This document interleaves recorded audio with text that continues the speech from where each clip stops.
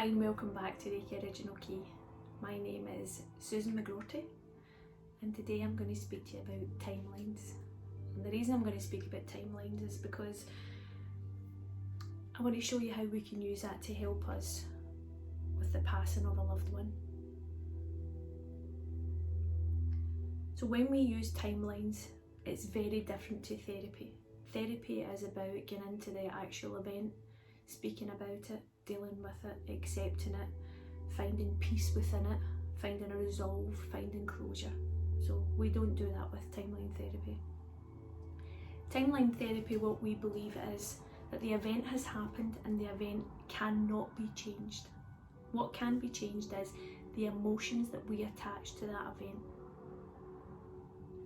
So the type of emotions that we would be looking at would be anger, fear, guilt, hurt, sadness, any negative emotion that you have attached to that event. Now, there was a time in your life, in everyone's life, where we never carried any of those emotions. None of us were born with any of those emotions. And through time, we have introduced them. And the more that we use the emotions, the more we bring in the emotions, the easier it is to bring them in. So what we try and do in timeline therapy is we go back to the first time you experienced that emotion, and we learn to release the emotion that you have attached and look at the event from a different set of eyes with different emotions attached to it. And that then takes us back to the time before you felt that emotion. So what it means is you basically give yourself a clean slate. So from the events we take lessons and we'll learn from the lessons.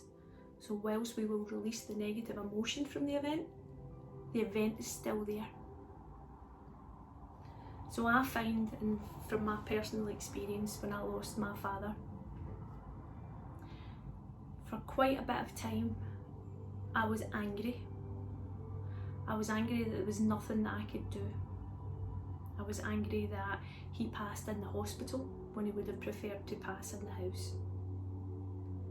So how I learned to release that anger was, I looked at the alternative.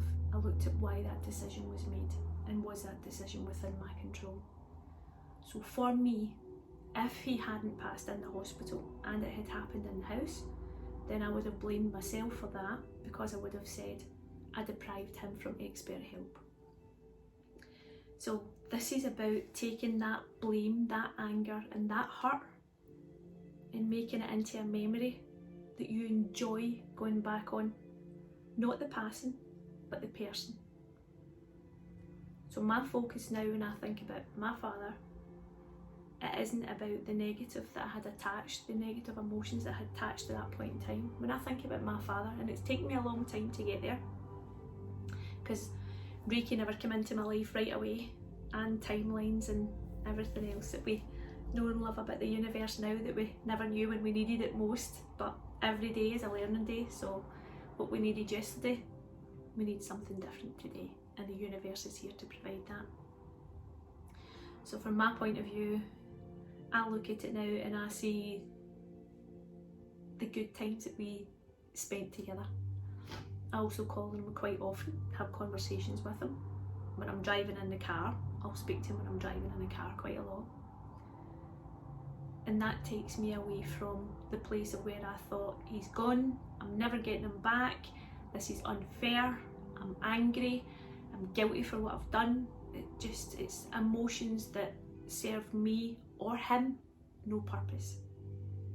So what we do is we take you back to, in this instance, an event. If we're doing a full timeline therapy, how it would work is I would take you back to the first time you ever felt sadness, for example, and you would tell me when that is, and I would help you release that.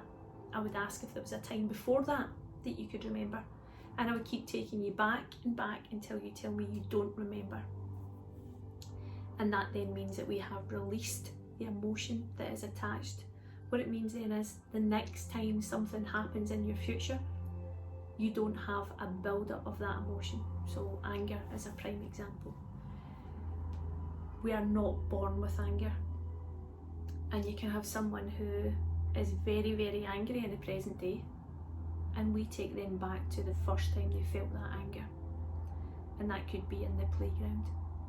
So if you imagine if we have a cup of anger, and it happened, if you're 40 now, it happened when you're 6 in a playground, that first bit of anger is an emotion you've never experienced. The more you experience that emotion, the stronger that emotion becomes, and the easier it is to appear. So we take you back and we help you release the emotion that you have attached to situations, and we'll just look at it a little bit differently. We also look at scales. So an example would be, I would ask you on a scale of 1 to 10, where is your anger when you look at this situation? I would also ask you about colours. When you think about this, what colour do you see? And I would also ask you about location. So the location is when you are in this event and you're looking at the emotions, and the emotion is sadness, anger, hurt, fear, guilt. Where in your body do you feel this? That then gives us a scale where we can measure. So when we've carried out the timeline therapy release technique, we then go back in and ask those same questions again. So it means that you are speaking to your unconscious to stir up these memories, and you're bringing them to the front. And as we work on those memories, the scale works in your favour. So if, for example, we were working on anger, and your anger at this situation we're looking at was at a 10, when we've carried out the therapy, we would then go back and ask you, what do you feel now? And we'll work on that until we get you down to you've released. What that then does is that lets you move forward without that full cup of anger, full cup of guilt, full cup of sadness, full cup of fear, any negative emotion. We then give you an empty cup.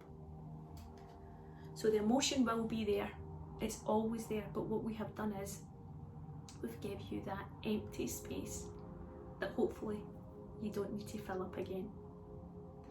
But if you can imagine, if your timeline is filled with everyday occurrence of a negative emotion, it's almost like Google.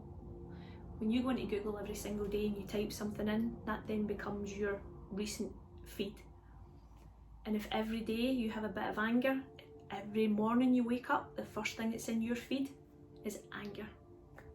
Whereas if we learn to clear that and we have more positive thoughts, then when you wake up in your timeline, it's not the first thing that's waiting there to appear. So grief is a very big part of being able to move forward.